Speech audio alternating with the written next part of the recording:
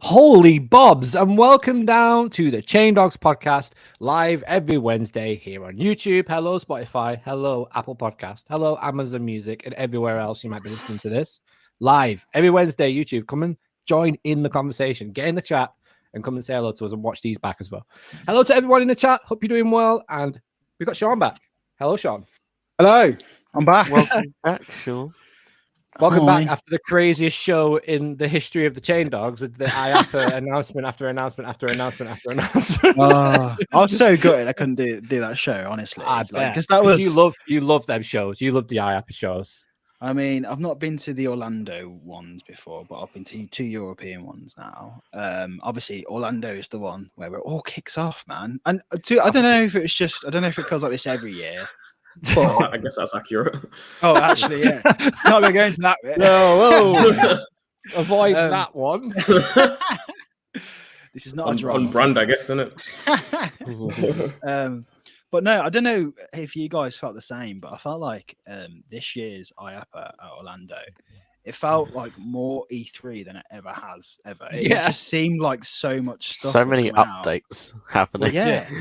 I don't know if it's called out for calling IAPA E3, like the E3 ones. It was quite hilarious. Yeah. I mean, I have heard it is. I have heard that argument of like it is E3 and stuff, but also it's like it's still like.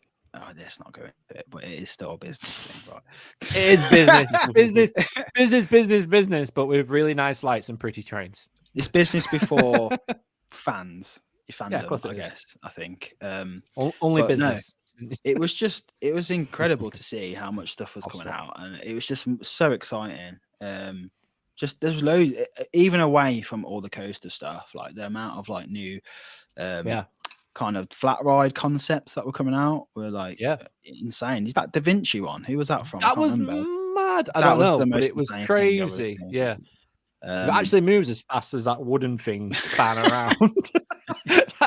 You'd be off your head on that thing. It'd be ridiculous. It'd be better than Slammer, that I think. It just imagine 100%. Seeing that if it was metal as well, like seeing the size and the scale of that ride. It'd be huge. It'd be like 200 foot easy. It must be. Like for it to swing around.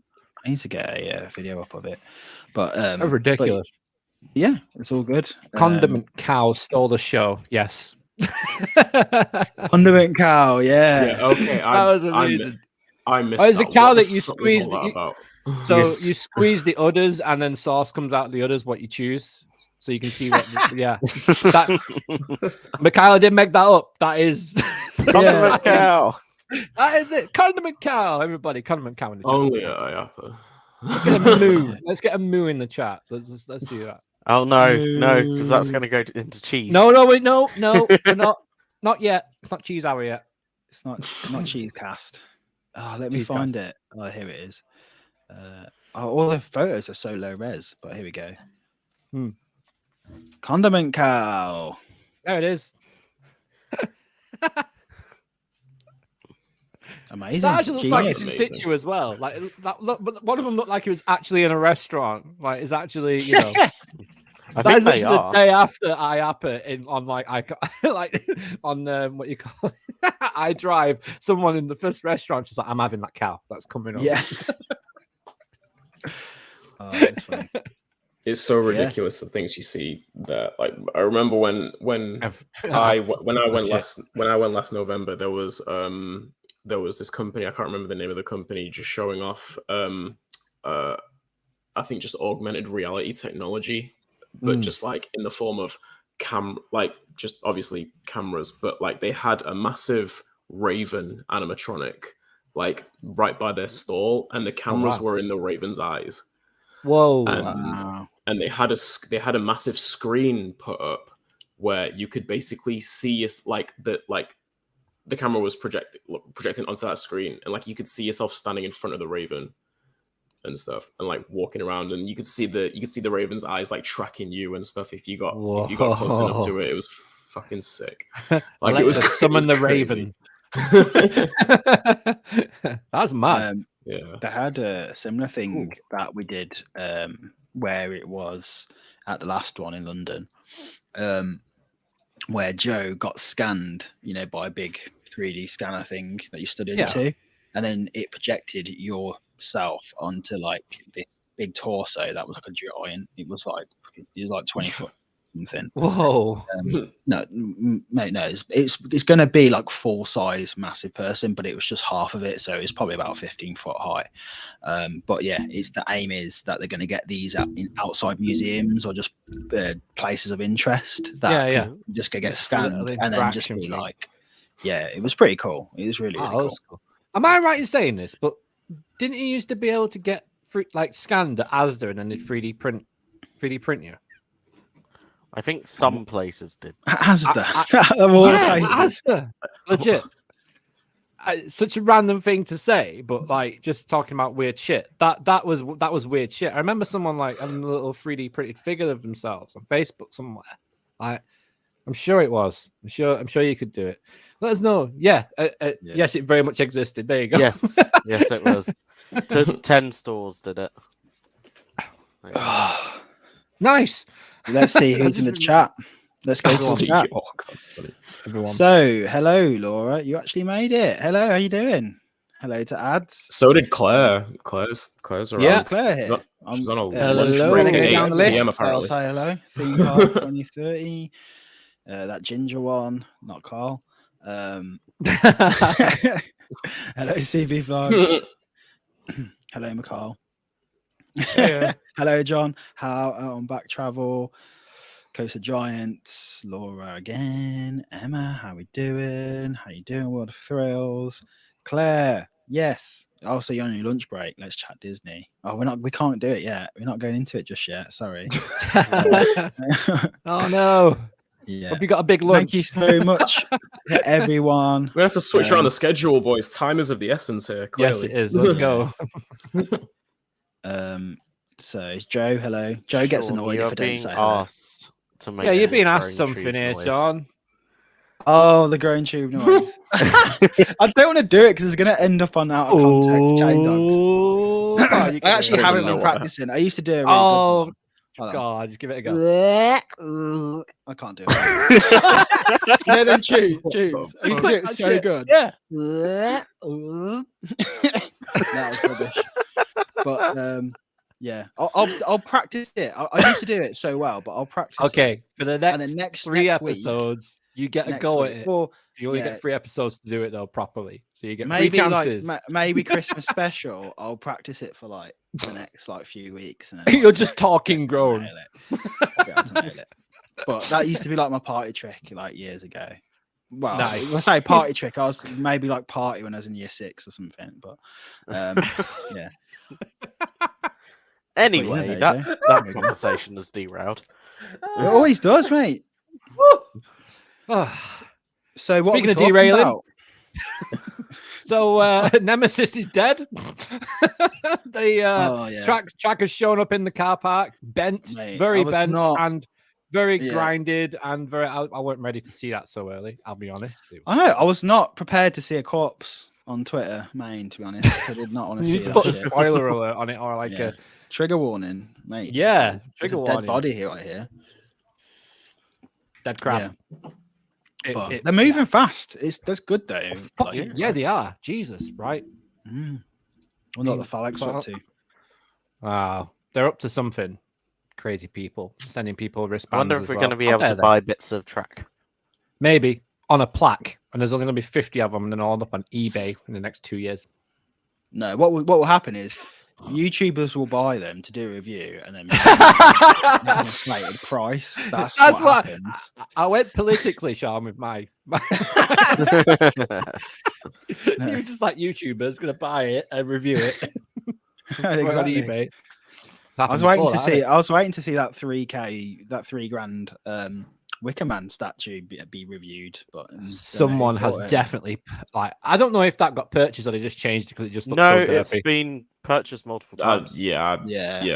I think that the first one they did, they actually had 10 of them.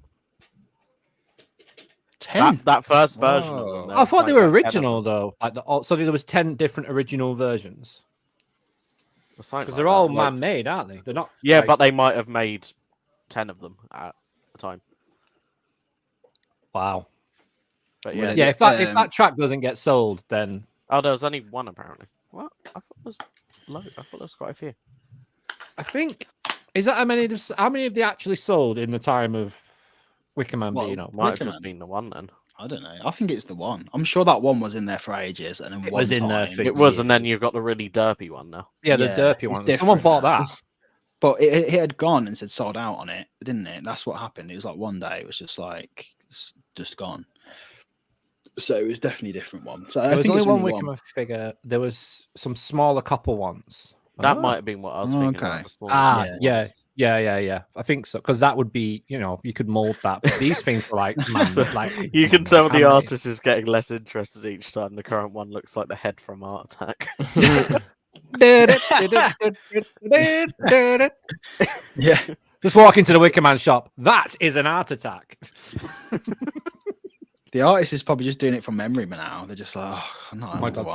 someone needs Not to do another that one. and just- Can you Another imagine, one? Sean? You need to do that, like run around What? the Wicker Man queue line and get Joe to zoom in on you, like with your arms up, like this is an Art Attack.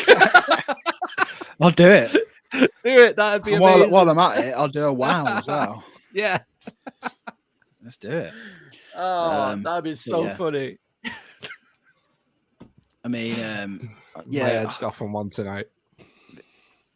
I hope they do sell bits, but also I'm pretty sure steel is going for a good price at the minute. So Oh, they're gonna yeah. have to weigh it up, Might aren't they, fund the really? actual Yeah. retracking of it. But that picture appeared as well, didn't it? Of the was it Ohio? Is it? Yes. Yeah, of Nemesis, the new track Oh yeah. Someone that replied, showed up. Yeah, it was saying that Zero they're Giro fabricating it Yeah. for a beast in the UK. That's what they said. Beast This in the beast UK. I mean, Well, and it's they not said gonna be this Nemesis beast. Inferno, is it? for something in the UK. So Yeah, and some definitely said people- Beast. Yeah, and it's definitely it's definitely like invert track, and it definitely You doesn't can look like- tell it's the Yeah. Zero Giro it looked lead good out to me. of the Zero Giro. It looked exactly like it. Lead out or lead in? Lead in. It's Yeah, it was that interesting. So this, side of I mean, I don't know much about B&M's manufacturing and stuff, but I just I assumed it was done in Europe. Yeah. I did not. I didn't think. that No, the- it's, No, it's- the place is called Claremont Steel, or Yeah. something like that. Oh, I just Ohio. figured Claremont I Steel figured, Fabricators, is it? It's Yeah. it's in Ohio. Yeah. Yeah, I it's figured definitely Ohio. they'd have like an American, like a US. bit. Yeah, I know what you mean Or- because they like do most sell a lot. manufacturers, Yeah, you know what I yeah. mean? Like, You I would have just thought. yeah, because that's going to be well expensive to like get I'm- over. Get over I here. Ship think it. the actual, like the Ohio facility, only does the actual box as well. Fabrication. I think the rails are made in Switzerland. So the rails go out to The rails are already Ohio, made, I and then it think. comes back from Europe and then shipped. Whenever from I've Europe s- to Howard, whenever for I've example. seen pieces of track for just any B&M coaster outside of Claremont Steel, like they always have the rails on them. Like it's always full track Yeah. sections I see outside. Yeah, no, it. I think Claremont get the rails get sent over to them already with their correct curvature, and then they fabricate the cross ties in the box to actually I connect. think you might Oh, be right. right. Oh, okay. Because I saw a think you might be video right. about the Yeah. manufacturing of B&M track. And I think that would explain why they've only just. But it probably isn't a recent photo. It's probably quite old. But that explains then they're obviously waiting for parts to come in to finish the rest of the track. So, but how mad is that though to think about? Like, there's the new Nemesis being built Yeah, right now. Right. People keep asking if the track's gonna get repainted a different color. Maybe. Yeah. Oh my god! I can actually say, like, I can or actually. just a different color scheme. I was going to say, like the fact that it's been actually, no, I was going to say it really emo reference then. Go on. I don't think anyone will get it. The Though. floor is yours. I was gonna say my heart is in Ohio at the minute. So no, Didn't get that one. Right, it's not the name of it, but there you go. What song's it from? No, just look it up. I'm not telling you. James, if you don't know, you don't know. What? Just leave it. I don't On know. to the next thing. Right, so Legoland Germany, Mythica. Is it Germany? Mythica? Oh, there you go. I knew someone in the chat would get it. Well, obviously my wife would get it. Oh no, Emma. I just saw Joe saying emo. If it's emo, it's got to be My Chem. It's got to be. Imagine. No. Nah. No? They're- Emma and Claire are going crazy right now. They My Chemical Romance were not like emo. Well, they are emo, but they weren't the first. There was people way emo before them. Oh, yeah, of course. They get way too much credit for emo, even though they're great. But so yeah, the Mythica coaster. I'm so happy that Mythica has got a roller coaster. Like, it's so cool, and the fact that it's B&M is even cooler. So obviously you'll know that. Most people here will know is that Mythica was the first kind of Lego IP that was developed in-house by Merlin, not Lego. And then obviously they had the Mythica and in Legoland Windsor, and now this kind of this theme is being rolled out across other ones. So yeah, people are saying like how stupid it looks, because obviously it is just like a junior coaster but with B&M track. It looks like insane, doesn't it? Really, because you just like it looks like when you go on Planko. It looks like when you go on Planko and go, I don't want to make a really tall wing coaster, but I want a wing coaster. It's so squished. I love it. I'm gonna theme a wing coaster, right? But you can see 20 foot tall. You can see the there as well. So they've even got the same type of portal and everything. But like people are like, oh, this just seems like such a waste of money. Like, you could have done it so much more inexpensively. And I'm like, but it's been long term, like, God, it's such a good investment. Moaning about shit, don't we? Yeah, I'm like, just because it's not used to what you're seeing, it's like a junior B&M. It looks weird because it's so chunky and stuff, but it makes complete sense because Merlin know how long B&M rides last for. They know how how well they run. They're really, really, really reliable. They get through people very fast.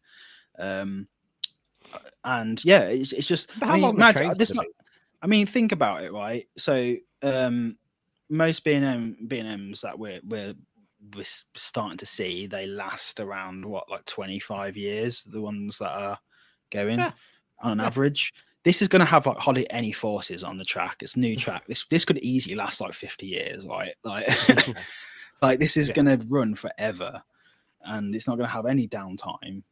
So it kind of is a smart investment if they're getting it in a bundle with all the other B&Ms that they're getting at the minute. Like, it's a no-brainer, really. My only thing is I just find it funny that it has two inversions. Yeah, it's so. Is this the first Lego? Is this the first Legoland coaster to go upside down? Yeah, I'm sure. Yes, I think it would be. Yeah. See, I'm kind of a bit gutted that that's not at Chessington. You know, this looks like can you imagine this would have been great as a coaster. This looks more fun. Also, but we don't know what it's going to be. We don't know yet. We don't know yet. We haven't a clue. Yeah, well, we don't know anything. We don't know anything about that Jumanji code. We don't know anything about this. This could be absolutely crap. But it could be. Yeah, I want to know how long the train's going to be. I reckon that's going to go. So I reckon if you get a good back row train. I mean that on that Helix. It's such a cute little layout. I know. I love that. Oh, do you know what it reminds me of, Mikhail? Do you remember that person who made mini coasters in No Limits? Like let's not talk about that guy. Yeah, but they did mini coasters. I know who you're talking. Cool. I know who you're talking about. It was a cool concept, though. That's what it reminds me of. Like, it could just be a smaller version of a really big ride. Like, if you scaled everything up, that'd be really cool. I might do a little recreation of that. It's a nice layout, and I like the shaping as well. Like on the Helix, it looks like you're going to get some decent force. The way you come off the land as well, like where the terrain goes up. It comes down and dives down into that inversion into the Helix out of it as well. So that Yeah. looks really fun. That section there. It looks like there's a bit Yeah. of a. Is the pathway going that way as well to the left, or is it all going to the right? Where And you're not where going to be where, in? where are you looking? So By the first inversion. uh, So you see where the first inversion is there? Yeah, that where you yeah, where your cursor yeah, walks yeah, down. yeah. It comes down there and it does the first inversion. So Yeah. is all that is that ride area, or are you going to be able to walk around some of that area? I don't know. Well, this is going to be the entrance area because Well, that's there's the two- portal. There's two There's the flats at two. the back, isn't there? There's two Yeah, flats so at the they're- back as well. Them there, yeah, they're the ones that they've got at Windsor as well. Them, what they called them little ones that are Frog everywhere. hopper things, aren't they? They're better than frog hoppers. They're way better than that. They've got them at Oh, Tornado yeah, the Springs IFA. as well. Yeah. What are they called? Didn't they? I can't remember. Someone can't I didn't know the name of them, but Those might just be service roads though. Further yeah, at the I back feel as like these are well. probably construction roads, but it goes around the entire area. So you know, it's Yeah. not, it could be. I can't see any reason for coming down here though. It doesn't seem like there's going to be anything down here. No, not I down. think- I not think- not far, but like, is it? I reckon it'll end obviously. there. I reckon Yeah, it'll end there, Yeah, area. yeah, And I but think that- this will be the area. yeah. I like it. It's cool. It is cool. Could But they it's be weird that the Yeah. What? I said could they be constructing a Hydras challenge right there as well? imagine. That- That's like one of the, they're like Could- they're some of my favorite what you call it the jet skis. Next year, I need to get to Legoland Windsor. I've never been. Like, I've Yo, never that you need to go that because that jet ski ride that has no business being as fun as it is. it's like, honestly, I think it's easily one of my favorite type of rides they are. There's the jet skis, I think they're called. Yeah, the jet skis. Yeah, look at what. Yeah, it's happening. Yeah, I've never been to Legoland either, Laura. It's one of them. I need to go, but I have to go next year. 100%. Mm. Yeah, Fire and Ice is the name of the drop towers. Well, they're not the drop towers. Whatever they're called. Yeah. Bounce down But anyway. things. Boing, boing. Yeah. But yeah, it looks fun. And I just wanted to say, yeah, like I am not mad that they're investing. Like I said here, like they are, they're investing in the very best. With the amount of options parks have now to do it on the cheap, and not necessarily worse, but Yeah. I don't know. I just think sometimes choosing a lesser manufacturer does come with some hiccups, I think. Yeah. Definitely. It gives the park a bit more credibility as well. Not that it doesn't have any, but like you've got a B&M.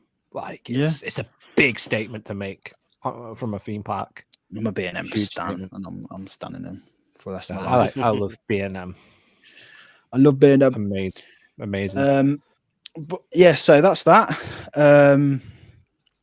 Also, in other news, Portaventura, we've been talking about their new coaster Ooh, what's potentially yes. come in, and obviously a few months back we were looking at this building, the skeleton of this building that went up, didn't we? And we was kind of debating whether it'd be a coaster still, because it was a big building, but didn't necessarily look like it was big enough to house like a significant coaster. Yeah, But Coaster Track has been spotted on site. we have found the track. Yes. So this was I didn't see this anywhere on Twitter. Absolutely anywhere. I didn't know about it till you told us. You literally Joe- told us before. Yeah, Joe. Shout out to Joe. Joe sent me a picture of it, but we couldn't find the picture. But I found this article on Theme Park Freaks. Obviously, there's supports there. Love that hoodie, by the way, on the right, the Grinch. Maybe it could be a Grinch indoor.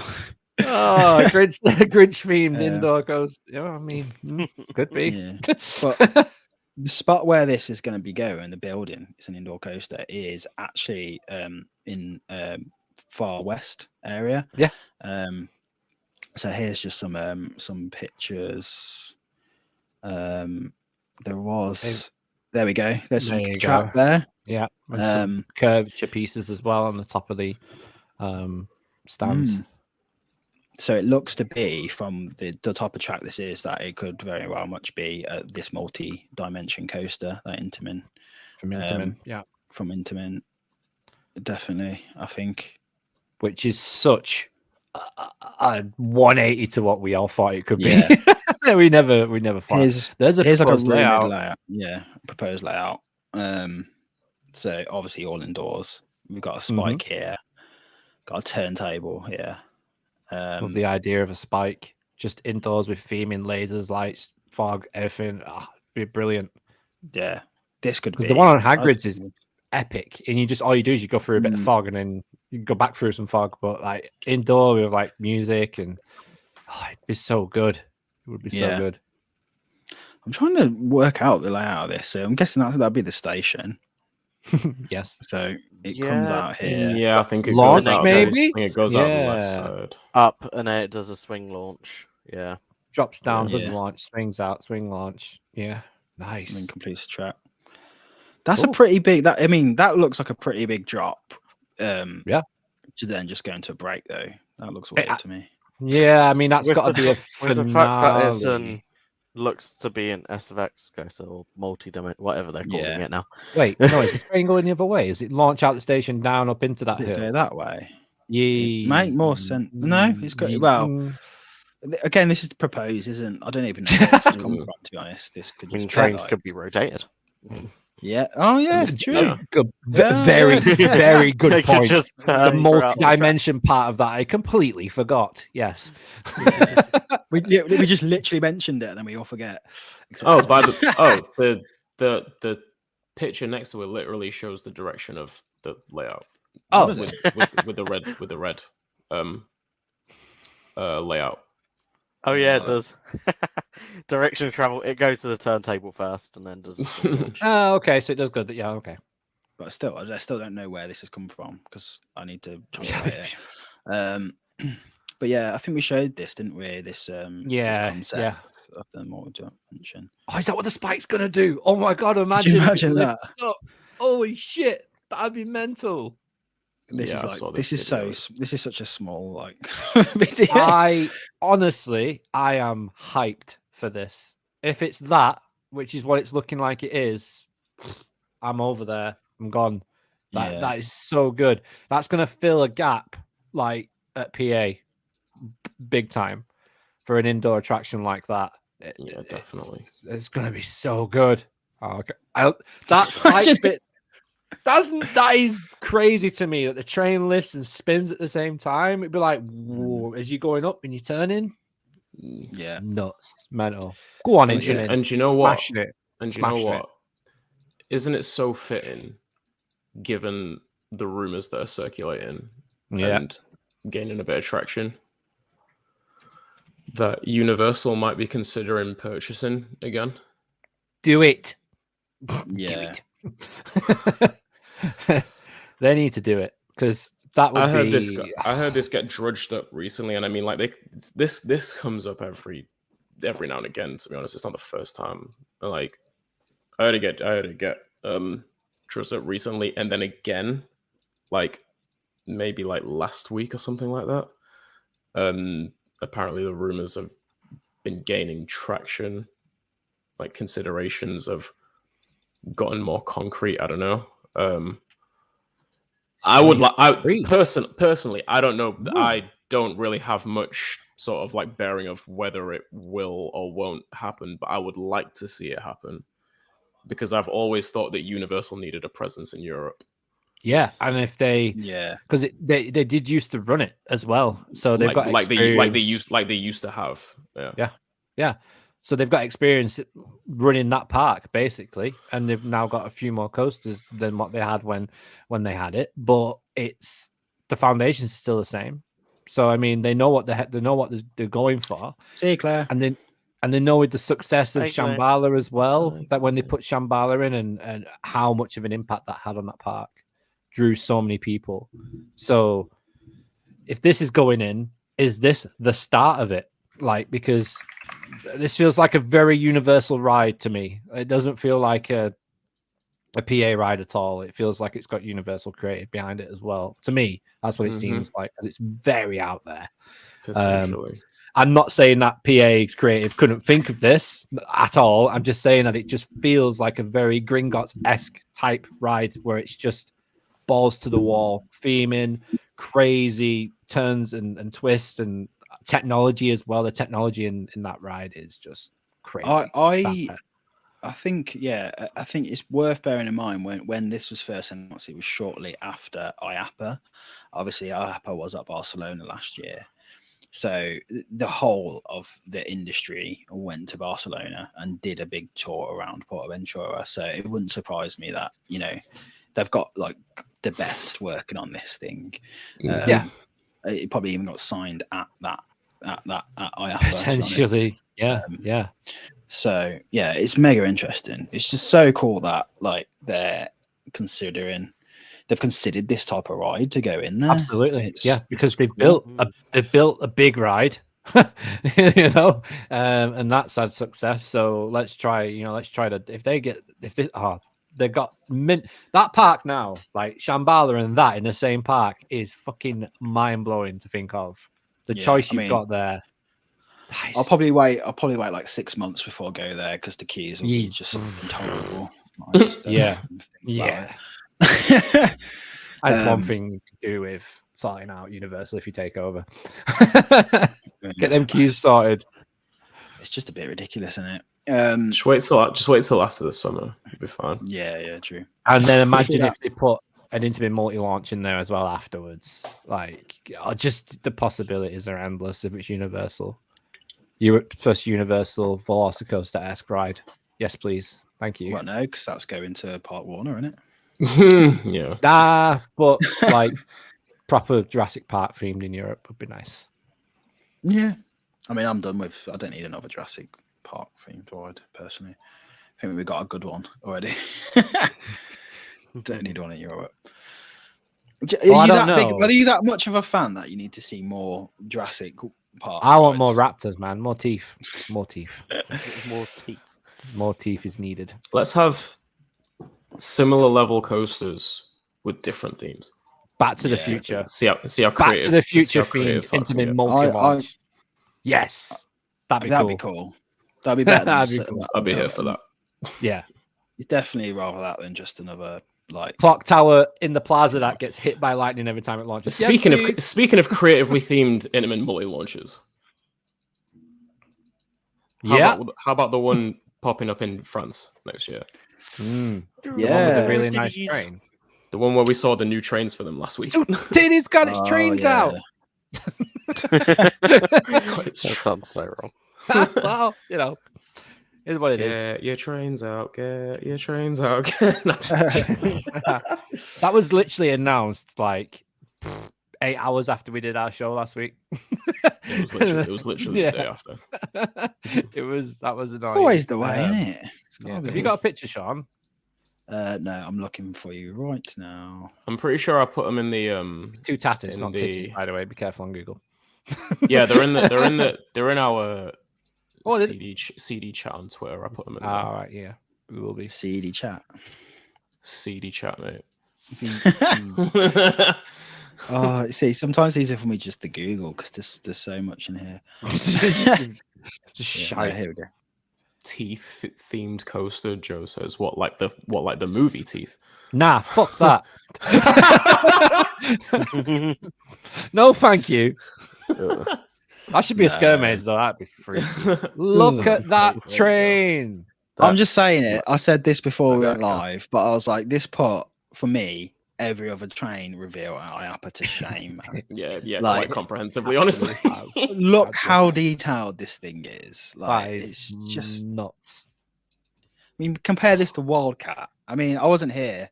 I don't know what your thoughts on Wildcats. I liked it. I thought it was pretty cool. It was the most horrible thing I've ever seen in my life. Like, honestly, that thing is disgusting. I said on Twitter, it's not good, but it's not that bad. Like I was very indifferent to basically. I just felt quite indifferent to basically all of the train reveals. Like there were bits I liked of each one, bits I didn't like of each Big one. Bear Mountain, I think, was one of the nicest ones. But the Chance Bear Rides Mountains. Hot The Wheels Hot, the one. Hot Wheels one was probably the best one, but That like was even cool. this looks better than even that one in my opinion. Yeah. But I just think just before we go on to this, you know, when I think of RMC, you know, I think of, I mean, even if you think of all the trains that RMC have had recently, like Zadra, Big comedy. Yeah. just looks so nice, and even like even Iron Gwazi just looks so it just looks Snappy. amazing. It just looks awesome. And then just that one, I was like, what was they thinking? Like, it was so bad. Like it was just. I think I put. I think on Twitter I said it just looks like a something you'd find in the goth ornament section of a seaside. Yeah, shop. it looks like a Nemesis Yeah. Now The last section in the Pier in London or something. The last two, that one and Air Force's ones, Air Force one one such a shit. just like they're both kind of just like, yeah, all right. But Like, the thing is, I it didn't really even look. think, The one with Wildcat was what really perplexed me with it was the fact that it didn't even look like it was half done. You know, when you see a train, you're like, I've not even thought about that. They've just done wax something on it. It was like pretty intricate. It was like, I'm not saying it wasn't well manufactured or put together. Yeah. It was just the design of it, to me, was just like so ugly. But I guess it's subjective, isn't it, really? It's so weird that it's not facing forward though. That was one of the weirdest things for me. Like the way it was like to caps the side. Here you side eye as it goes up the lift hill. Like you fucking looking at like you ain't getting on. 5-hour queue, mate. But going back to this anyway, this looks beautiful. Ooh. It looks so nice. It does. Yeah. If Wicker Man was an Intamin, it looks character filled. And there's another photo as well. Yeah, that one where you can get a better look of the actual nose. Like, it looks character filled and detailed and intricate while also being sleek. Yeah, which is I really agree. like about it. Yeah, the way Just the they've fact that rope as well, it's like texture. They've added like texture to it. Like that is like, I mean, that doesn't look like plastic rope to me. That looks like it's probably not. It's probably been sprayed with something, but it looks like actual rope around it. Yeah, it looks so. Yeah, cool. the grains as well. The wood looks like it's been hand carved. It's crazy. Like, that's attention to detail, and It's I don't know. Beautiful train. There's been photos floating around, like before the park closed, of just the level of theming. That's the level of rock work on the trenches, the infrastructure of just the area, like even the station and the maintenance shed, like where they'd gotten to with just like the architecture of those buildings. Like, it's high quality. Like the level of just thematic detail going into this is like, it reminds me of just Conda Station, not in terms of obviously the sort of like scenery direction, but just the detail, the level of detail on it. Conda Station and train is still one of my favorite things to experience. But like that level in the station. But the thing with Conda's like level of thematic detail is just like, it's all centered around the station and the plaza, right? But once it gets out into the actual ride, there's not much there at all. Yeah, it's not really. With Two Tatis, it looks like this level of detail is carried out throughout almost the entire layout. Yeah. Well, it's not up to the park, isn't it? How much theming they put into it. And I mean, it's Park Asterix. Like, if you've seen like the theming at the level of theming that Osiris has, and then like with the new hotel they opened a couple of years ago, like that, it just looks like one of the most gorgeous theme park hotels you'll find almost anywhere. So like, it's in the last couple of years, Park Asterix it's always been on a place I want to go visit, but it's vastly become like a must. I need to get there as soon as I'm so gutted I didn't manage to get over there before I came out here. Like, I really want to get over there and check out that whole park. I wish Wicker Man was an Intamin with that train. Yeah, that's cool. Yeah. So moving on, shall we go on to? I've still got that up. No Spoilers. Close the curtain. Right. Stop sharing your screen, Sean. No, I forgot, but I didn't have all this up, so I forgot that I was still sharing it. Oh, okay. What? So- How do you feel about what Emma's saying about Conda? Sure. Oh yeah, Oh yeah, so Emma really struggled with Conda because it was just like it just gave her like really mad bruising. It was just like it's so Wow. much airtime on it. It was just like the ejector. It was just like it was just hurting her. Like, and I'm like, That's I feel bad for you, but for me, that airtime is too long, mate. So it's a kind of it's a negative, but also a positive. If it depends what your body It's type a- is like, big negative G. but if you've got big thighs, you'll be fine. You'll be fine with it. But it was just it's funny just because like I had a bit that, like that. like with the strength of the airtime on Ride to Happiness, like Mm. after, because I got like somewhere in the region of 15 to 20 rides in like the day I was there, and like after a while, like my thighs were just straight up hurting. But like do you know how like it was you know how it was like you know when you can feel it, but like I mean, long story short, it's not going to stop you keeping re-riding just a ride of that level. But like, it's almost just like, it's not hurting in the sense, like to the point where you want to stop, but like, it's just showing you how powerful the ride is. Yeah. Yeah.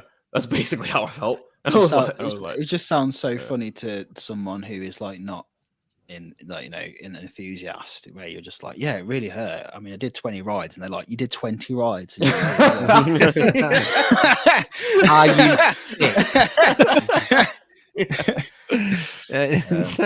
Like I couldn't walk, but I kept doing it because I mean, Yeah. what wouldn't you like? What? I can understand though, because Velocicoaster just try and throw you out the train a few times. That you do, Yes, it does. yeah. So I can understand that. It's a different type though. I think with Conda, it's just focused on that ejector, like relentless ejector. Just want that second hill looks fucking yeah. bonkers. It looks like almost like speeds. It's just you're getting coming back. it's just the strangest type of airtime that I've felt, because you're like, it's that like, when you get like sideways ejector sort of thing, but then you're getting thrown to the other side. It's Yes. crazy. Nothing. I haven't done I never did it. No, Never did the Oh. ultimate. So I'm Oh. so gutted about that. I'll swap you for the Iron Gwazi cred. I'm good, mate. Yeah, there you go. mate, I've ridden ultimate multiple times. You're not missing out on much. No. It's just one of the, it's just one of them kind of unique coasters with a unique backstory that is like it's just very British, isn't it? The fact that this whole story, it's just so weird and wacky and It's almost Yeah. slapstick in that sense. yeah. Legit. I was Makes watching like that, Sam's was it? video of it, X theme park, and it was like, what? Like when it Yeah. actually got down to like listing all the people that got involved with it in the end, was just fucking balmy. Yeah, it's a shame we haven't got it, even though, Yeah, it rest in wasn't- peace, Ultimate. wasn't great. Now you can go on the VR Egg Ultimate experience though. Mm. That Can part. we not? Yeah. Right. Can we not anymore? Thanks. I just need to nip off for 2 minutes. Uh-huh. So we haven't got any pictures, but Chessington is maybe getting a water park. Discuss. We've already talked. We already Yeah, talked about this. Did you have it? No, Okay, right. no, No, we no, said we we have. had. We have. We did like an That's hour what I on it, thought you nearly. Okay. What else are you going to talk about before we get But, to the main subject? Let's go. Cheese. Hello, chat. How are Fucking- you doing? No, Talk to the Colossus. chat. Tazika. Colossus. Colo- Yes, yeah, there you Colossus. Some trackers turn up at Tazika. The people who retracked some of the big one in the last couple of years. So that's interesting. It We're all is. thinking it's like Intamin out here retracking Colossus, but apparently it's Tazika, which is rest in peace. Which- It's gonna make Adds it's gonna make it muscle. worse. Yep. If you can make Colossus worse, how could you do it? I don't know. I don't care. Interesting choice. Yeah, I really don't. I don't know. It is a waste. Without I agree. Yeah. Screws. I mean, I don't know if I'm going to go as far as to say it was a waste of money, because like I like the idea of them just basically gaining business, like to actually keep doing these retrackings and conversions on other coasters and just seeing how it turns out, because like I don't know, the sections that they've done on the big one, like I thought they were okay. Like I thought they've done an all right job with sustaining the life of the sections that they've done. But yeah, with Colossus, it's not the track, it's the trains. Yeah. Like the trains are shite. Like they are very, very rattly. Very old, very shite, very rattly. A lot of people can't fit in them. It's just I don't know. It's just why? Like, I get it for Fort Park fans and for people who've grown up with Fort Park. Yes, it's an iconic roller coaster to them people. Yeah. But, well, see, that's the thing. A lot of people say it is, James, though. A lot of people are saying like an iconic ride's being retracked. Like, no, the iconic ride being retracked is in Staffordshire. That's the one. That's iconic. This one's just everyone complains about Colossus. There's about 25 people on Twitter that like it. I love really it. strange. So I love It's a piece of shit. Get rid of it. I think it's really good. Did you prefer Sick or Colossus? I preferred Sick, obviously, because of the trains. The trains, right? Well, the trains is what makes a difference. Yeah, but huge. What I said was the thing about what I like Colossus. It's just like all the interaction you get with. It's like Nemesis, you know. The whole area is built and dug out, especially for that ride, and that to me, that's what makes it. I think the Heartline. Well, they built the island for the Swarm, so they could fill it in and build something better than Colossus. They could put more things in there. Yes, they're building Exodus, but we're not talking about Exodus. We're talking about the land where Colossus is. You could turn that into a big, amazing area. But think about Colossus, though, right? They didn't officially announce it, so it's not meant to be a big deal. It's meant to be like we're just doing big deal on TikTok. Yeah, but it's TikTok in it. Like it's not. It was an official thing, and all they're doing is just trying to make it like just a little bit. I mean, the thing is, we don't know. There could be new trains. Like they could actually be doing this track work to accommodate new trains or something. That's like a track, Mack trains. Yeah.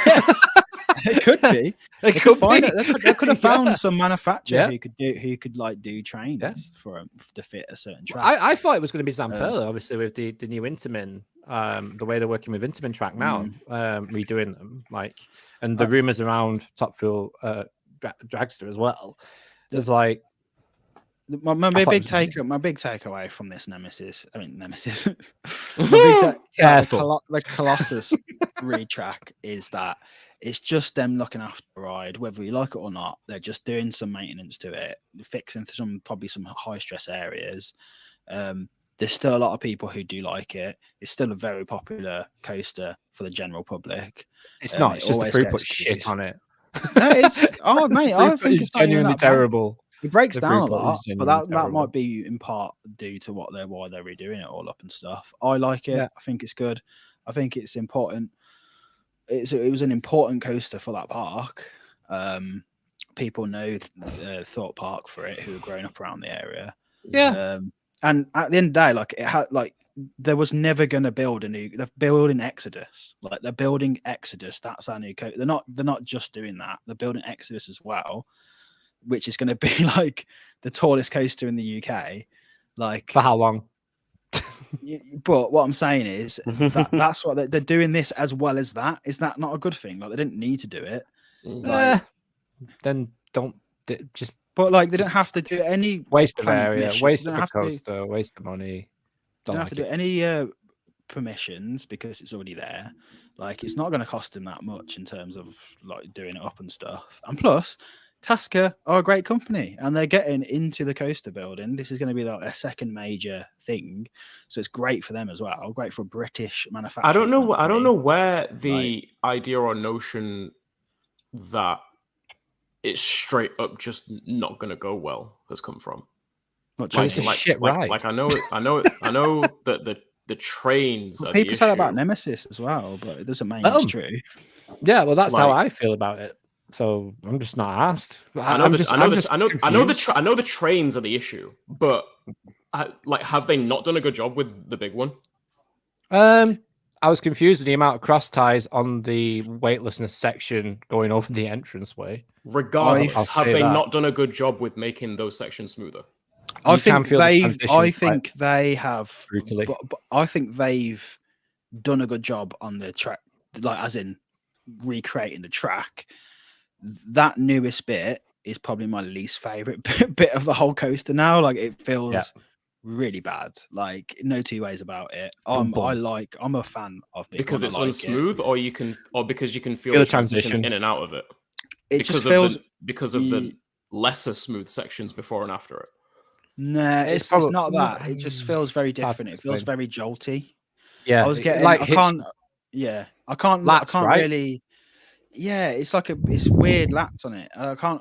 It's really hard to describe because, but every time I've done it, like that section has always like stood out to being like quite just jolty. Obviously, you do feel that seam over it especially if you're on a wheel seat. But I can't say that it's made it. I mean, it's made it worse. Unfortunately, but I don't know. I don't think I don't necessarily think that's Tazika's fault. Or is that just because they're trying to they're trying to fix old really old ride that was never meant to be done? I guess I don't know. It's a strange one. I mean, it might get better as it ages over the years. It might the wheels might like I don't know what you'd say, like grind it down, but like when it starts wearing into it. There'll be some wear, won't there, on the track over the years? Like a pair of Doc Martens, you've got to wear them in. Yeah, it might be something to do with that. I don't know, but it's. I don't know. I'm not going to say that it will be a successful retrack because it might not be. They're trying to. I don't know, man. It's not that bad. I know what you're saying, but your issues with the trains, not the coaster. No, my issues with the whole area just not being utilized better in 2022.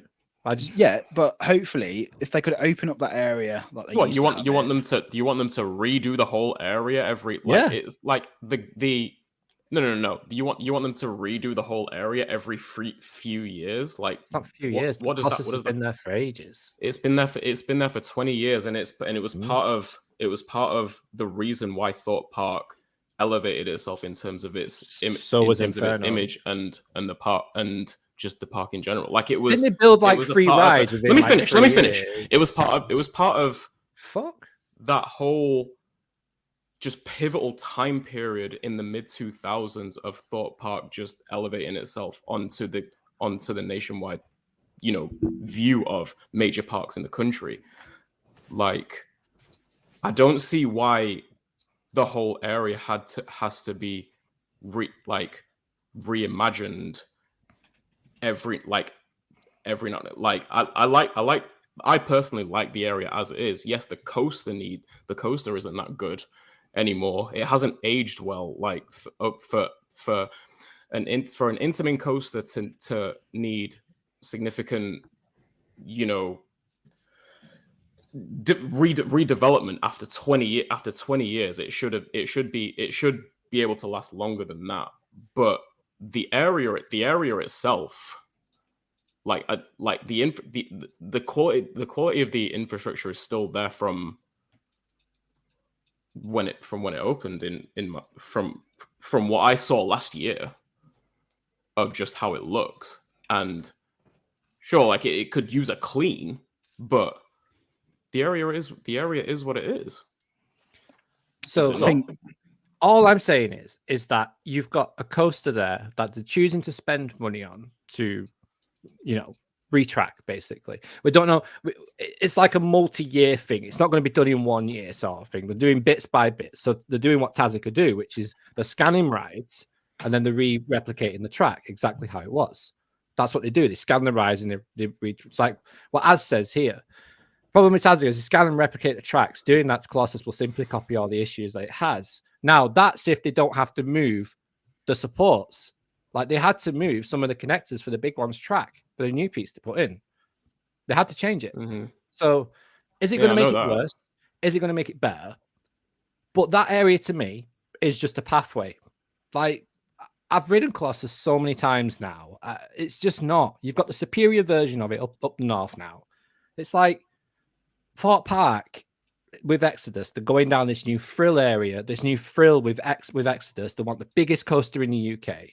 Why not have new flats? Why not just, Colossus go and then drop that area, retheme it completely, build that whole area back up because you've got rid of Loggers Leap and all that stuff from the past.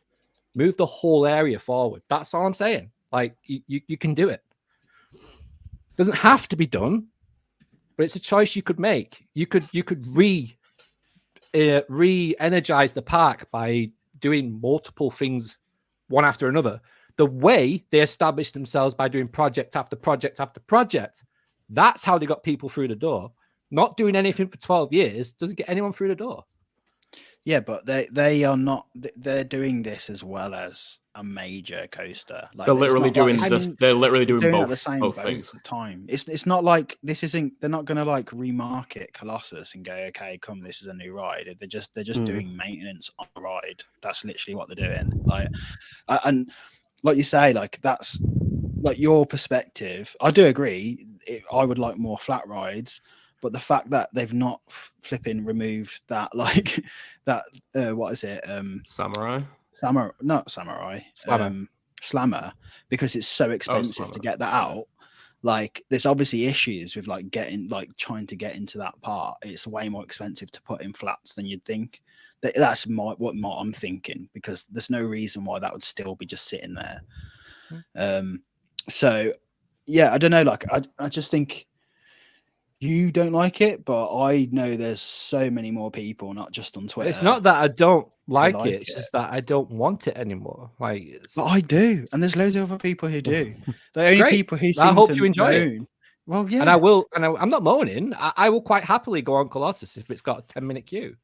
Like, and if I walk past it, but it would be nice if they used Exodus as a launch pad to start pushing on along the path. They will though. They'll do Exodus. Yeah, who says they're not doing that though? Like, it seems like 3 years of track work on Colossus. Yeah, but as well as doing other projects, they can do, like you just said, they can be doing things at the same time. Like, that's how parks can operate. Which is literally what they're doing.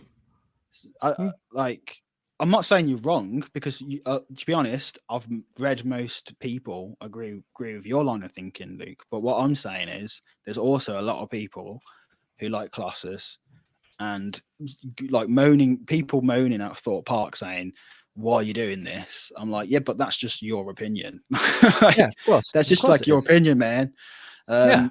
So I don't know. Yeah, that's just it. Like, I think it should be.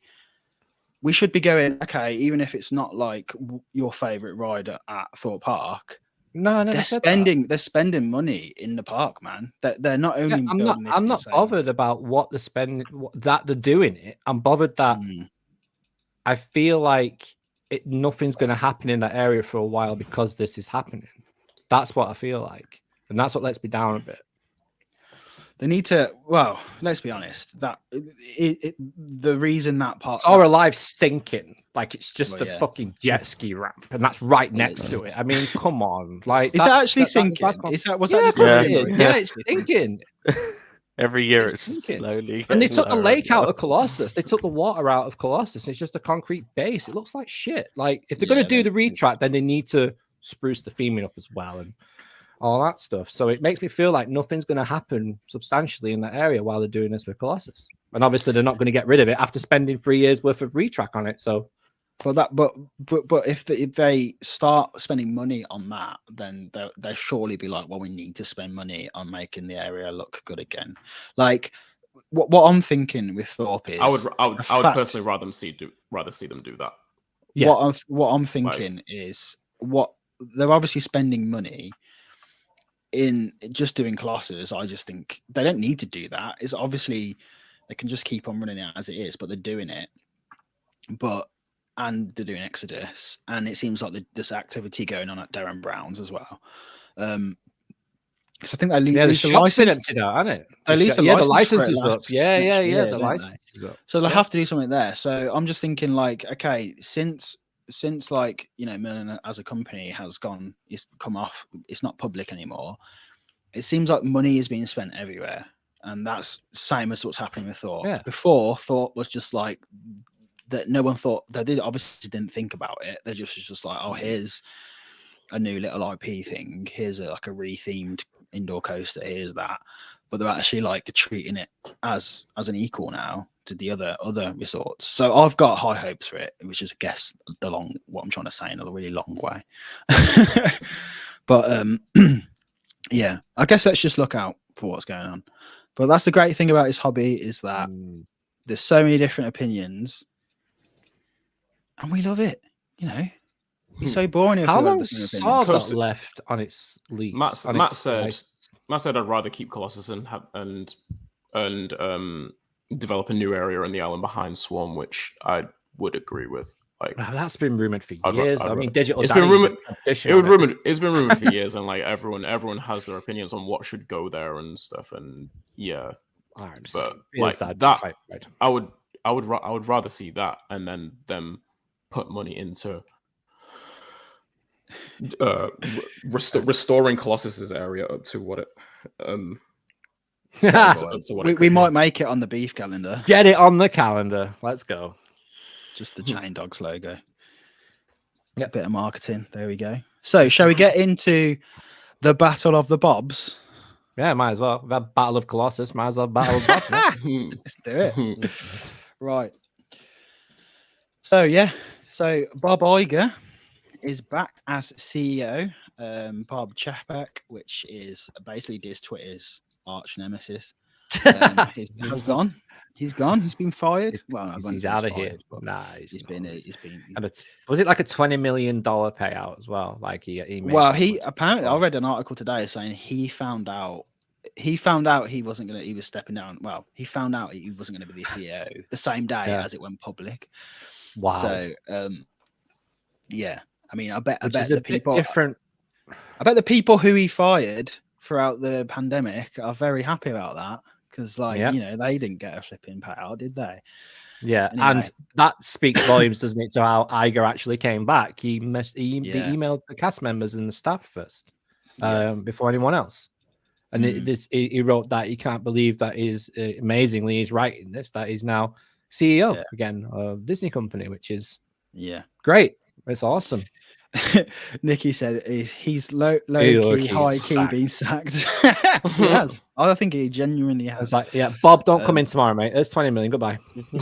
Don't come in tomorrow. Fucked it. Goodbye.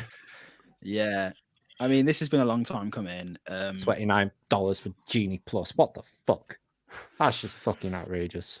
So, a Wall Street Journal. We'll go into what he's done so far, but this Wall Street Journal did a whole thing on Robert Iger and Bob Chapek's relationship over the last couple of years. It's been very kind of Chapek has felt like he can't make any decisions without Iger kind of trying to have his way. Obviously, he stepped down from because he went into being president for a little bit, didn't he? Or was it chief? Head of? I can't remember. He stepped away from being CEO to like president. Yeah, it was like overseeing Chapek's taking over from him basically, which is what he was brought in. Like, it's been really interesting because just some key things from this Wall Street Journal. Again, this is all alleged. This isn't like full on, but some of the points that has been raised is the first thing was like Iger wanted to delay any COVID-related staff cuts until the CARES Act, a massive spending bill meant to blunt the pandemic's economic impact, was signed into law. That way, enough Disney employees could take advantage of its protections. Mr. Chapek wanted to move more quickly with layoffs. Mr. Iger overruled Chapek and convinced the board that it was better to wait. Chapek was infuriated and complained to deputies he was being undermined from the minute he was promoted. Mr. Iger, who had said he would focus on creative work as executive chairman, that's what he was, executive chairman, was interfering in day-to-day matters that were supposed to be the CEO's domain, which I mean, maybe that is the way it's meant to go, but I think a company like Disney, the CEO who's been the CEO for for 15 years, there's going to be that kind of, that drawn out process where things changed guard sort of thing. Like surely the new CEO would be listening to Iger, who has been doing all this work for like 15 years. And if he's not, he's stupid. Like, because that's so much experience you just don't throw underneath the carpet and don't use. If that is true, that is ridiculous. The fact that he's saying we need to just sack everyone straight away, and like, so that gives you an idea of like how different them two are in terms of leadership.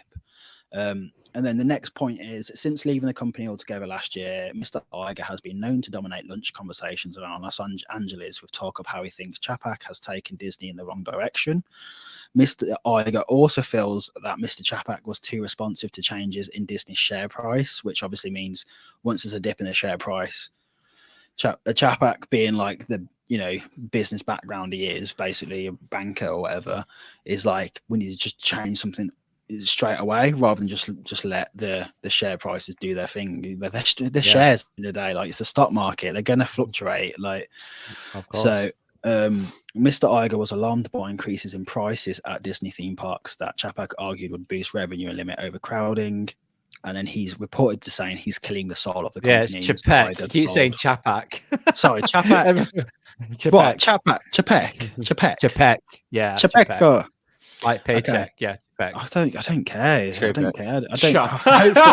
Nicky is amazing.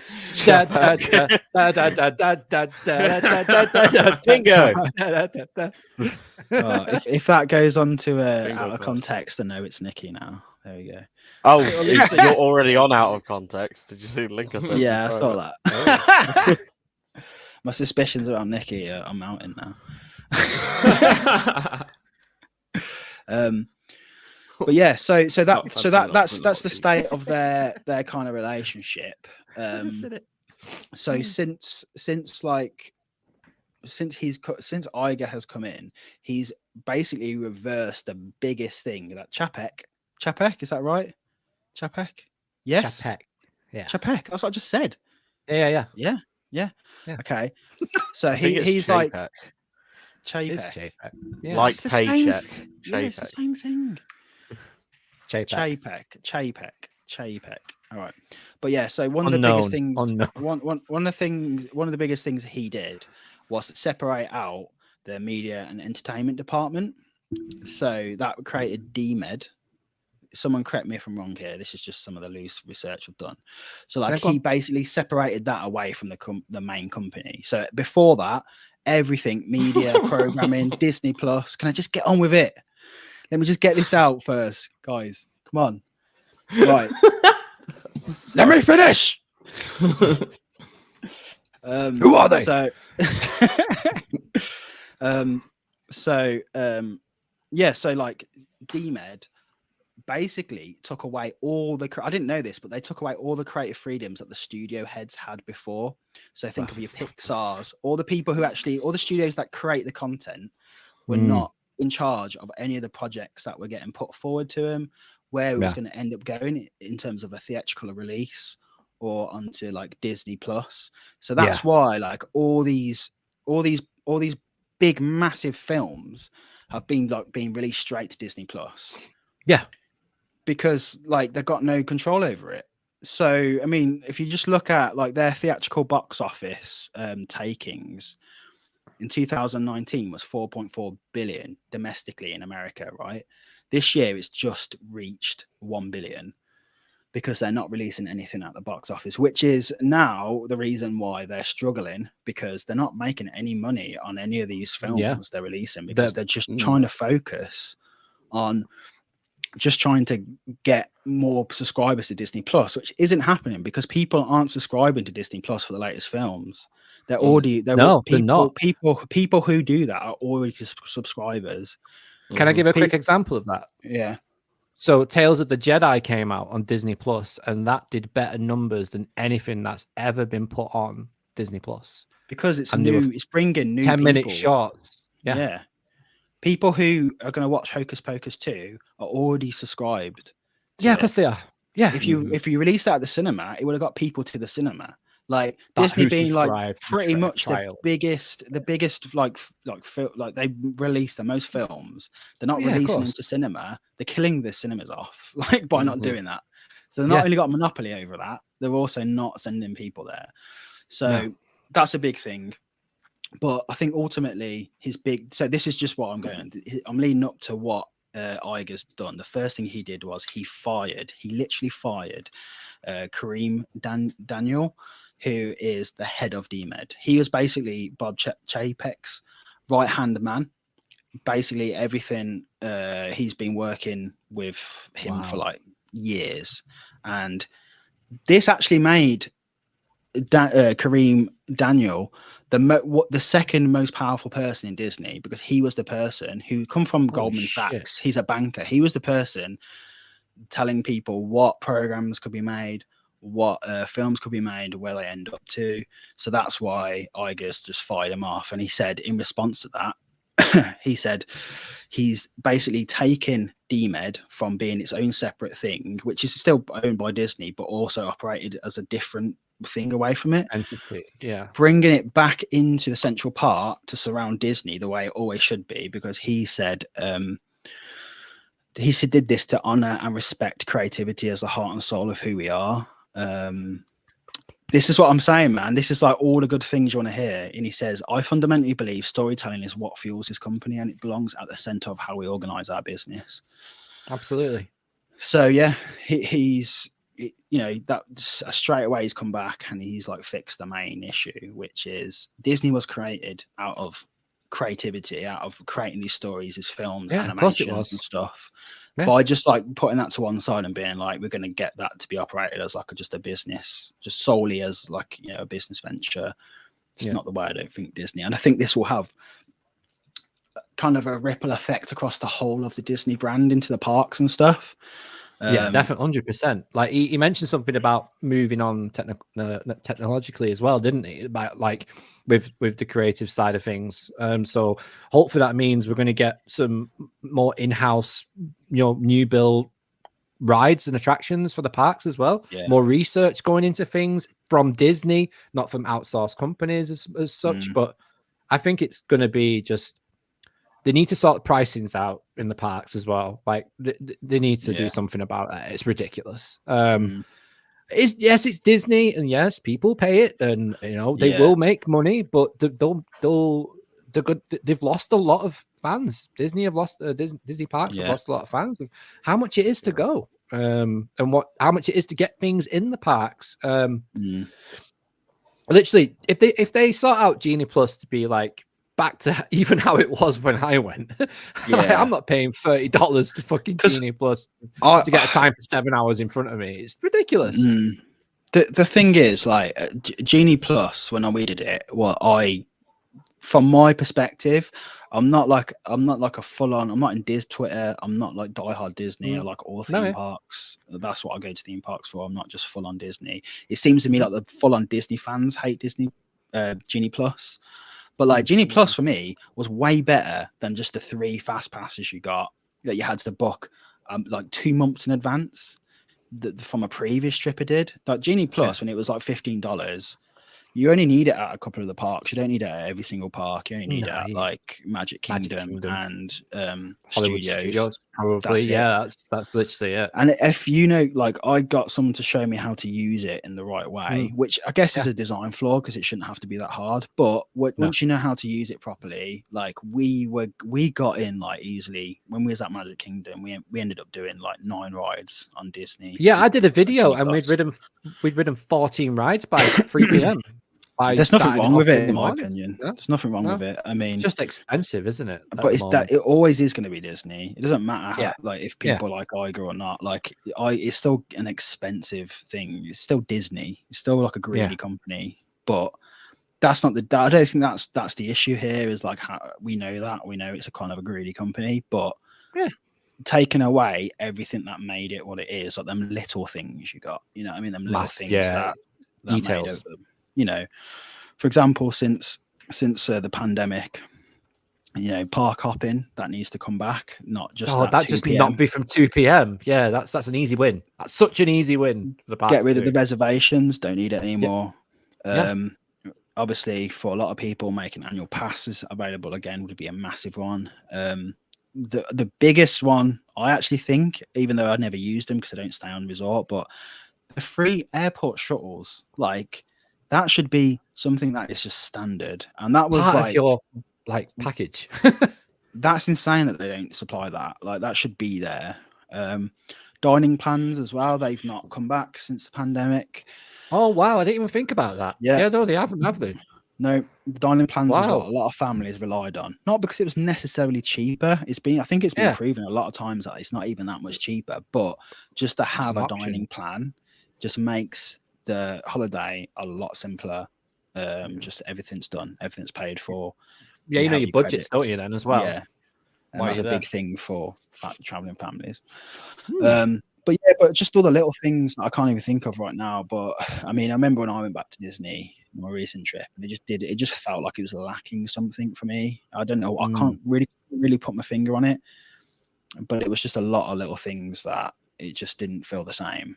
I don't know what it was, but it wasn't even that busy when we went either. So it wasn't even like it was overcrowded.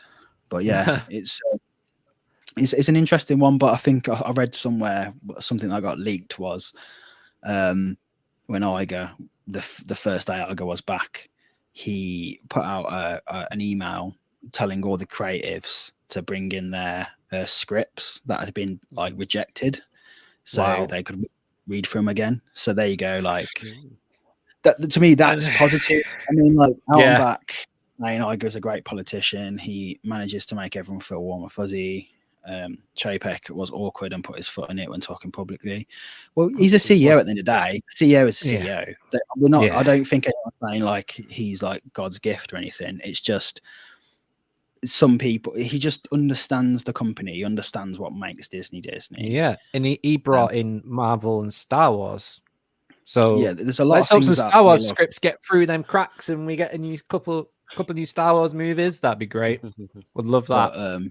But yeah, I think just hearing that, my biggest hope is that he puts his attention to the Imagineers again.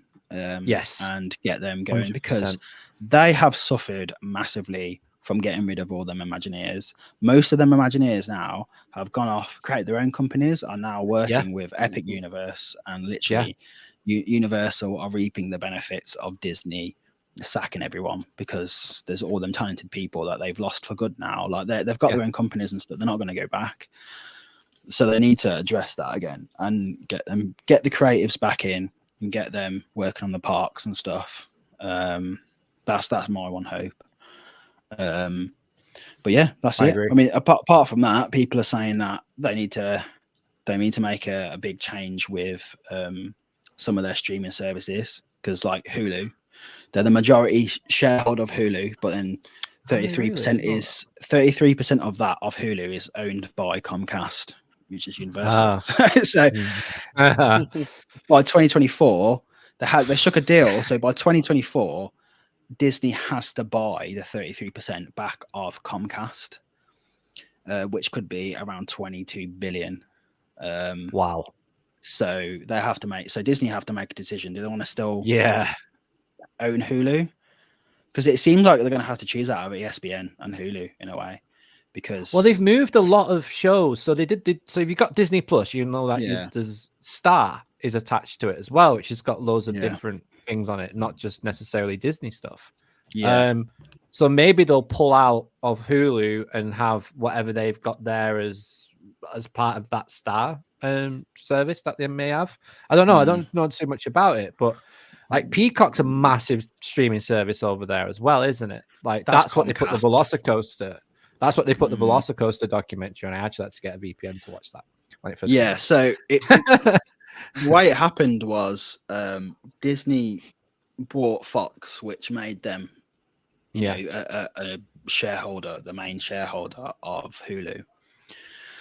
So, but in the meantime, since buying Hulu, they established Disney Plus, and then Comcast went on to establish Peacock. So they've now both got their own streaming platforms, but they both have shares in Hulu. It's just a massive mess, and it's like it's really bad because it means the more Hulu succeeds, the more valuable Hulu comes, which means more money that Disney more money. Pay. Yeah. So it's almost not like VPN, not sponsored. Yeah. It's not a man. Yeah. So that's it. But it's interesting. I'm looking forward. I just think this is going to have a big ripple effect into Iger hopefully looking at the parks. I don't think the park's going to be number one on his hit list. I think he's got to sort out this whole streaming stuff first. And maybe the cast members as well, like, because obviously I think the staff is one of his priorities as well, like, you know, getting the right people in and looking after the people that he has still got somehow. I think is a big win for him as well. But I think it's just an overall nice feeling thing to happen. Now, to me, obviously went to Disney this year for the first time, so I've never experienced it in any other way other than what I've seen growing up on the telly and what I've seen, you know, when I went to the Disney stores. That was my Disney magic. That's what it was. That's where I had it when I was a kid. So I'm looking forward to going back soon and experiencing the Iger era of Disney parks again. I'm looking forward to it. I'm looking forward to what investments they're going to make as well in the future. And I'm looking forward to Star Wars content because I think it's going to go through the roof. I really do. Yeah. And to be fair, the Star Wars stuff is what is bringing people, like you say, it's bringing new people onto the platform. I think because with every streaming, there's so many streaming platforms now that it only takes one show to make you keep on wanting to. You kind of keep on subscribing to that thing. For me, Netflix, I don't hardly watch anything on Netflix, but there's a couple of shows on there that, you know, like Stranger Things, and just some other stuff that, like, it just keeps me watching. I don't never really browse through it anymore. But yeah, that's it really. I think they need to really get the big films back out into theater again. I think it's really important from a personal perspective. Cinemas have it so hard these days, even though they're charging through the roof, so they're not helping themselves. But I don't know if they're having to do that because just like attendance is down. Because, like I say, the biggest producer of films is not sending all their. They are making them. They're just not sending them to theater, except for the big like Marvel films and stuff, and that's it. Yeah. But one quick one on that, like the Obi-Wan series that was on Disney Plus, that could have been made into a film, and that would have done more at the box office than Force Awakens because it's Obi-Wan Kenobi. I mean, it's the main characters. That's a bigger gripe of mine, to be honest, is that most TV shows these days could be just done into a film. Movies. You could you could remove all the like filler shit in them that they just fill like over half the episode with just stuff that doesn't need to be in there. Absolutely. It's why I've stopped watching series recently, because you just start to realize actually how much half of it doesn't even need to be there. It's just all B. It's just B plot and it's just annoying. Yeah. So yeah, that's a different gripe of mine, really. Yeah, Obi-Wan would have been great. Boba Fett would have been mint as well. I just think like maybe Kathleen Kennedy's in trouble, who's doing all the Star Wars stuff as well. I think she might be in trouble. But hopefully some new stuff will come through, because they've always said that she's doing these projects with people and she's not really into I could go on for hours. I'm not going to. I just think that someone else is going to be. I think Dave Filoni might take the reins soon on the Star Wars stuff. He's proven it time after time with Clone Wars, with everything he did with the Mandalorian. Even had George Lucas involved with that, and I think that going forward, even Tales of the Jedi was all Dave Filoni's idea, and that's brought the most people. It's done Andor by like 40% of the ratings, which is crazy to me. 10-minute shorts, just because they've got Qui-Gon Jinn in, you know, they've got everyone in it, Obi-Wan, Anakin, Ahsoka, everyone's in them, and it's just like boom, it's just raised the roof on Disney Plus. I think I think this is the big thing. Our change I think is going to come from, like I say, Iger coming back, is that I know he's just another CEO. At the end of the day, Disney are only going to care about their bottom line. But it's recognizing that it's like trusting creatives who know what they're making, rather than just like bank managers and stuff like that, or ex-bankers. Actually putting some trust in the creatives to know what they're talking about and know what's going to sell well.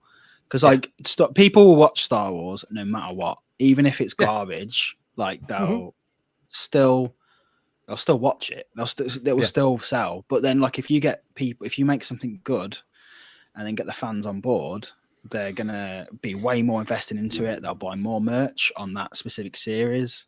You know what I mean? So Mandalorian. I mean, it's been like, that's probably the most successful thing they've done in so long. Like, it really is. It really is, and it's that. Like, how many Baby Yodas have they sold at the park? Yeah, for sure. Grogu is a popular guy. Yeah. Cool. Season 3 soon. Ooh, can't wait. What have you been thinking of Andor, Luke? Because for whatever reason, I just haven't started watching it. But I've been meaning to keep going into it. But I found it hard to get into. But once I got into it, it's just another series. It doesn't feel so much as Star Warsy, but it feels like the diplomatic side of Star Wars, like with the Senate and everything. Like, it kind of brings a different side to it, which I kind of like it. It's nice to have night and day. It's nice to have lightsabers and Mandalorian and stuff. But it's also nice to have the other side of the galaxy as well to look into. That's what I like from what I've been hearing and what I've been told about it. Like, just how the series has panned out. Like, a lot of people, I've heard a lot of people say like it was a little difficult to get into. I kind of think actually that because I'm just going to talk about just Andor, because like if I'm honest, like I have as we've seen over the past half an hour, I have little to no input on Bob Iger versus Bob Chapek. I don't really care, but yeah, just like it with Andor, I feel like it will have been a good thing for me to wait to watch it, because it seems like everyone's impression is that just from the perspective of just looking at it as a series, not necessarily just a piece of Star Wars, just a series in its own right, and from a world building perspective, and from the perspective of like building up a story and actually piecing things together over time. Yeah, it looks like maybe some of the best work that, you know, very good storytelling has come out from them. In that sense, and I'm really interested to watch it now, like much more than I was earlier. Yeah, I need to wait for it to, I need to watch it because I still think that Rogue One is probably my favorite Star Wars film ever. So has a lot of Easter eggs in, so you'll enjoy that side of things. I really enjoyed Rogue One. It was probably my favorite. But Rogue One was directed by Gareth Edwards, who is a great director. But it's a shame that he's not involved in it, because I feel like he really brought something to that. If you're familiar with his films and stuff, and he's from Nuneaton, which is crazy.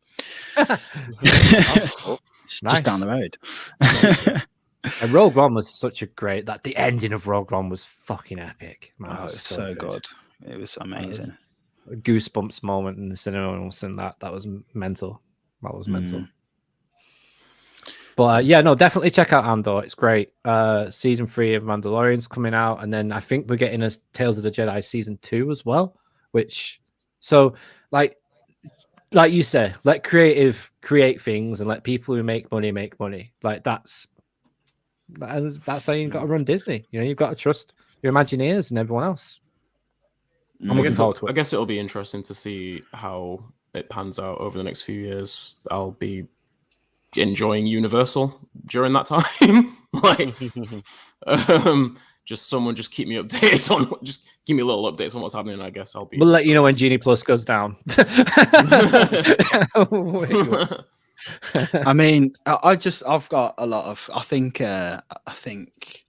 Disney will rein it back, because at the end of the day, like, Cosmic Rewind is one of the best experiences I've done in ages. It's just not as a coaster, but as a ride experience. Like, yeah, Nick. That's something that Universal are probably just kicking themselves at, because that thing is just so cool. So it's, I don't know, is it worth the money? I don't know, but I feel like they overspent massively on that thing, but it's just insane. It's so good. Great experience. Yeah, it's fun. It's so good. It's so good. And we'll see. The battles can continue in Orlando. Yeah, it's going to get juicy over the years. But Epic Universe. We're going to have to do a full show on that at some point. It's I need to do so much research, because I've theme park stuff, man. Just watch theme park stuff. In brackets, I was about to say in brackets, also known as just watch theme park stop videos. Legit. Listen to Alicia Stella on our podcast. She covers it's so interesting. That's the only reason I know anything about it, to be honest. But yeah, it's been probably about a couple of months, isn't it? Before, when I come back from Orlando, I was watching a lot of them videos. Actually, I downloaded loads for the playing back, and I got through quite a lot. But yeah, it's going to be interesting. I still think House Strange Dragon still going to be, is rumored to be an area, or confirmed. I don't know. Yeah, I just find that so bizarre. Yeah. Was that really that much of a success? That, like, there's so many, like, because Hyder Park have got a whole House Strange Dragon area, and I'm like, what is it? Because it's not a bad film. I enjoyed it, but it just seems so random to have. What is it about? A lot more of its success with families. Yeah.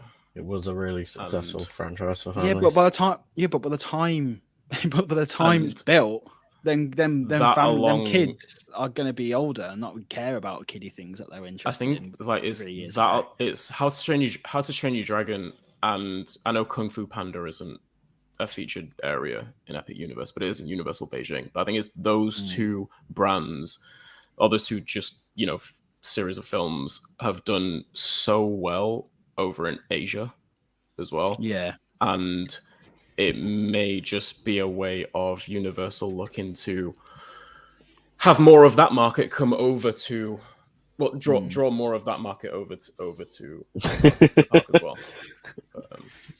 Sure, being called out there.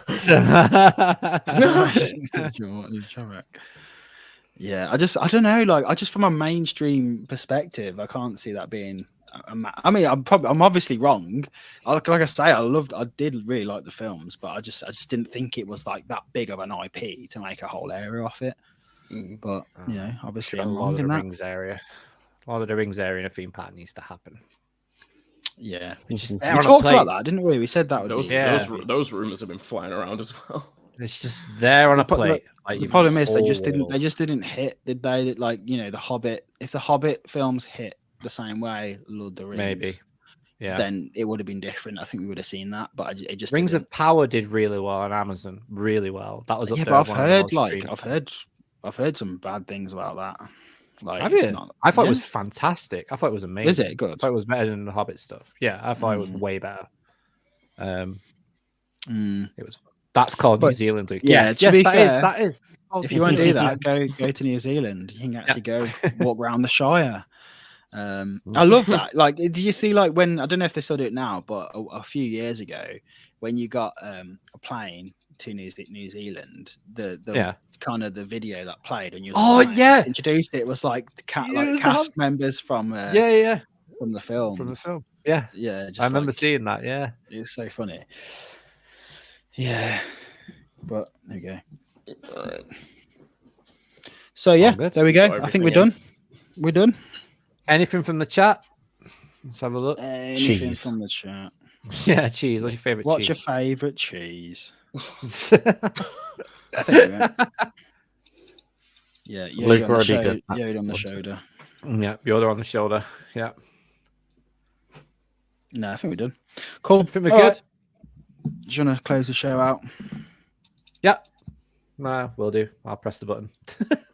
No, I mean like you close the show out. I'll press the button. Oh, okay. You're the host. Hi guys, thank you so much for watching tonight. Thank you to everyone in the chat. Thank you for everyone on the Colossus debate. Really enjoyed it. Thank you to Chain Dogs, whatever you do the clips. It's good. It's fun. It's a laugh. Sean's already on there. Go and follow them on Twitter. Follow us on Twitter as well, and subscribe if you're not subscribed because we're at 253. We just want to try and get to 500 soon, as quickly as we can. It'd be great if we could. We'll And, give you a make sure we'll give you a PlayStation. No, we I'm will. joking. If you're paying for it, sure. Is that If you're part of your PS5. new diss track that's coming? Everyone gets a PlayStation. You get a PlayStation. You get a Right, PlayStation. Yeah, we should. But yeah, thanks for watching, and we'll catch you next week. See ya. Bye. Bye.